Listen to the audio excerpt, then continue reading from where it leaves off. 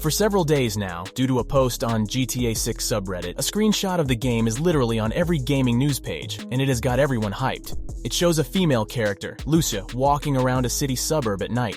All the comments praise Rockstar Games for how good the game looks. Well, almost all of them. However, we have to be aware that this screen probably comes from 2021, so there's no point in judging some elements, like the NPCs visible on it, as I'm pretty sure that they are temporary models put into the game for testing other game elements. I admit that this photo looks incredibly impressive considering that it was taken during the game's development, and there may still be many improvements to come. According to reports, this screenshot was taken from one of the last year's September leaks, which showed the game in alpha, or even pre-alpha stage. I wonder why this screenshot has only now appeared on the internet, and not immediately after the leak. I've seen many interesting screenshots from other leaked clips before, but I never came across this particular one.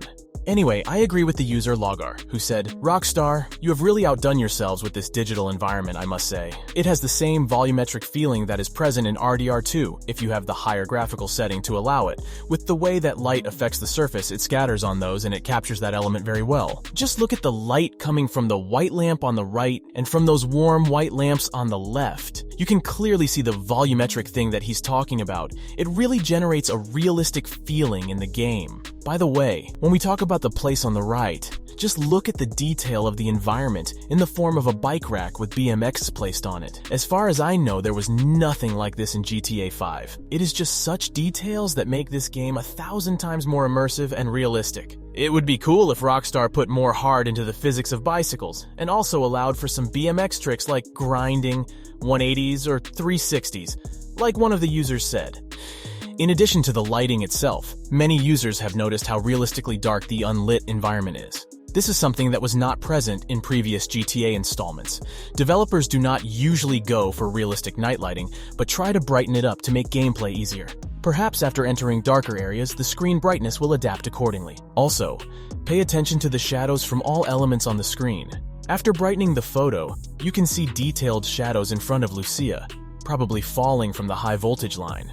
Moreover, although the place seems to be quite clean, as there is no garbage visible around, I am impressed with the texture and model details. Look at the concrete surface on which Lucia stands. It is very detailed, as are the manhole covers. There is no point in commenting the textures on buildings in the background because here we basically have no way to see the difference compared to, for example, GTA 5. Speaking of buildings, one of the users changed the contrast values a bit in the photo, and you can see tall buildings in the background. I am really curious whether these buildings will be enterable. As you probably know, the GTA 6 map will be Vice City, based on the Miami, and the yellow building visible on the left side proves this.